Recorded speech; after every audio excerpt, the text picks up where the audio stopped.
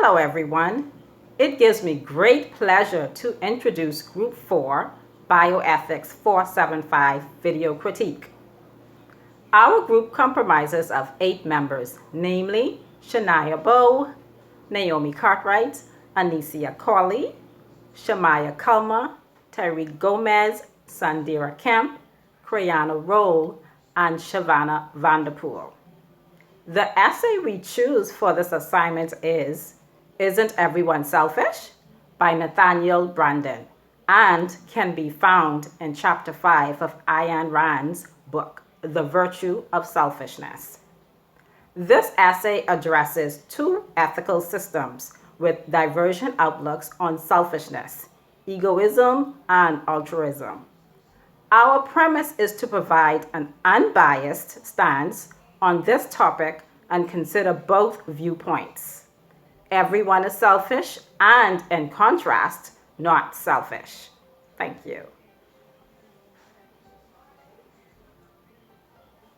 In his essay, Isn't Everyone Selfish?, featured in Ayn Rand's book, The Virtue of Selfishness, Nathaniel Branden argues that selfishness is present in every aspect of our lives and actions. Even those acts which we consider selfless contain some degree of selfishness. He establishes his point by comparing two ethical systems with divergent outlooks on selfishness, egoism, and altruism. While egoism involves acting in a way that benefits oneself, altruism involves working in a manner that benefits someone other than yourself. Branden questions the idea that no one ever really sacrifices themselves, since a person's desire drives every direct action.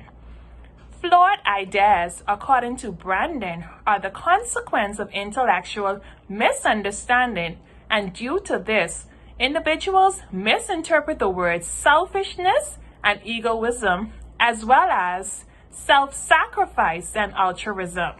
Selfishness involves a refusal to sacrifice a higher value to a lower or non-value, and a hierarchy of values set by the standard of one's own self-interest.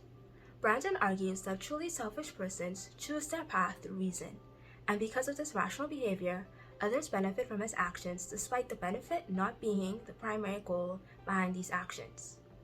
Branden argues that our feelings do not determine self-sacrificial or selfless acts, but that this is determined objectively. He states that it doesn't matter whether someone wants to act, but why they wish to act. The answer to this question establishes the selfishness or selflessness of the action. He uses a stance to present the point that men will eventually and knowingly act against their own range of happiness, which altruism believes is selfish. However, this is a contradiction of altruism. For this critique, our group decided to go with approach number 3, which states that we are to define our project in terms of arguments and views that we find interesting but are currently disinclined to either fully accept or fully reject. In this case, we have two arguments or views. We then will carefully articulate the strongest considerations in favor of the view and the strongest considerations against the views. Lastly, we will explain why we remain undecided and indicate the information required to take a stand. Ayn Rand, in her book, The Virtue of Selfishness, defines selfishness as concern with one's own interest.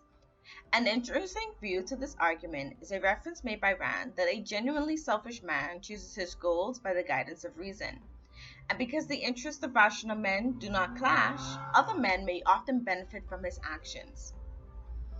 Despite this, however, this does not deflect from the idea that everyone is selfish, but rather that the benefit of other men is not his primary purpose or goal. His own benefit is his primary purpose, and the conscious goal is still directing his actions. According to the theory of psychological egoism, everyone acts from the motive of self-interest and is based on selfishness or doing what he or she wants. Hence, we agree with Rand when selfishness is meant in a definitive way. That is, the tendency to seek and promote one's comfort and satisfaction before anybody else's, or taking the best for themselves before anyone else. Selfish people in this sense are the people who, for instance, always try to get the finest piece of chicken, or the biggest glass of wine, or the best seat for themselves. In fact, a recent study used a version of the classic prisoner's dilemma, testing people's willingness to set aside selfish interests to reach a greater good. After modeling different strategies and outcomes, the researchers found that being selfish was more advantageous than cooperating. Another reason we can agree with Rand that everyone is selfish is that research has shown that people have been justifying selfishness for decades now. According to Adam Smith in The Wealth of Nations, 1776, persons who pursue their own interests enhance society's general welfare. You may also know this as capitalism. Another 8 years later, Charles Darwin came out with his theory of natural selection, which most people know as survival of the fittest, where those who look for the best or number one would survive while the others would be swept away. In the article, How Selfish Are People, Really? By David Walsh, he states that, and I quote, emotions such as love, loyalty, outrage, like a sense of fairness, have little or no place in today's utility functions. A narrow selfishness is pervasive, end quote. We can easily think of a few acts that are selfish that can be seen carried out by individuals today, such as withholding important information in order to save face, taking all the credit for something they got assistance with, contributing to a toxic work culture by bringing others down, the need to be always right, even when they're wrong, avoid celebrating others' success, avoiding comforting others, being manipulative, and being unreceptive to constructive criticism.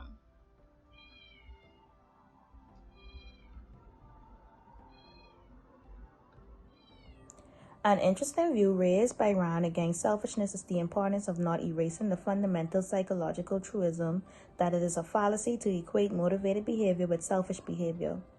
While it can be agreed that all actions contain some semblance of self-interest, not every action can be heavily classified as selfish. While we understand Brandon's point of view, we disagree that genuine selfishness is a profound human achievement. In fact, in a capitalistic society, elements of genuine selfishness can be seen daily, and in some areas, such a display of placing oneself before others is praised. We disagree with Brandon because while selfish acts are plentiful, so are small acts of selflessness. Many individuals have been seen carrying out various acts that serve no other purpose than to improve someone's well-being. A few examples of simple, selfless acts are bringing coffee to a coworker, paying for a meal for a stranger, offering a seat to pregnant or elderly individuals, or self-sacrifice, giving your last to those who need it more. Also, a study by the Common Cause Foundation reveals two transformative findings. The first is that most of the 1,000 people surveyed, 74% identify more strongly with unselfish values than selfish ones. This means that they are more interested in helpfulness, honesty, forgiveness, and justice more than money, fame, status, and power. The second is that a similar majority, 78%, believes others to be more selfish than they really are. Moreover, considering what we know about utilitarianism, we would agree that people do not always act selfishly. The theory of utilitarianism explores the question, what ought a person to do in certain situations? A utilitarianist says the answer is that a person ought to act to maximize happiness or pleasure and minimize unhappiness or pain.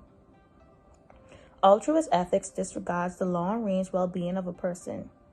Although a person may commit an act in the hopes of satisfying the needs of someone else, altruism would see that action through the lens of self-motivation, contradicting the definition of selfishness. However, unlike Rand asserts, it is not complete mysticism that one person can find happiness without renouncing his own happiness. There is a level of truth in the statement, for one can achieve satisfaction from a life of self-sacrifice. Altruism in itself cannot exist at the extreme end of the spectrum, and there should be a consideration given to the concentration of the altruistic intentions in any given actions.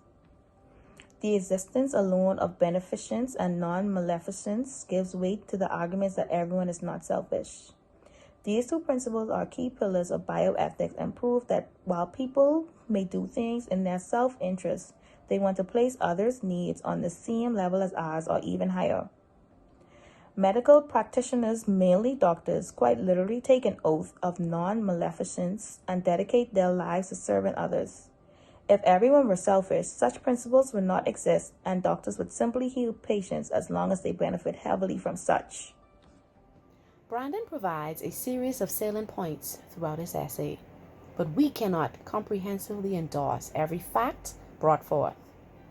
The author standardizes all actions as either selfish or selfless. Using these two as maximums invalidates the plethora of experiences where altruism and egoism may collide. The complexity of life does not always lend itself to situations where one's decisions can be entirely in pursuit of their happiness or for the complete happiness of others. Often man's actions can be symbiotic, a combination of serving their own interests and serving the interests of others. It is partially true that everyone is selfish. Altruism in its purest form is not feasible or sustainable. However, that does not mean that altruism does not exist in some form and operates in a functional moral code. We agree that to some extent, all actions, even those deemed self-sacrificial, have slivers of self-interest embedded. Just as the only way to be moral, according to Rawls, is to go behind the veil of ignorance. One can only truly determine the unselfishness of an action through an objective analysis on why a person pursues a specific course of action. It has nothing to do with feelings, which is not a criterion of ethics.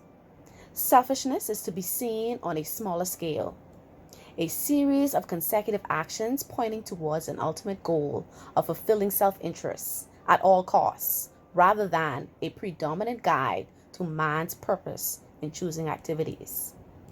At the end of the essay, Brandon considers true selfishness, and I quote, a profound moral achievement, and we beg to differ.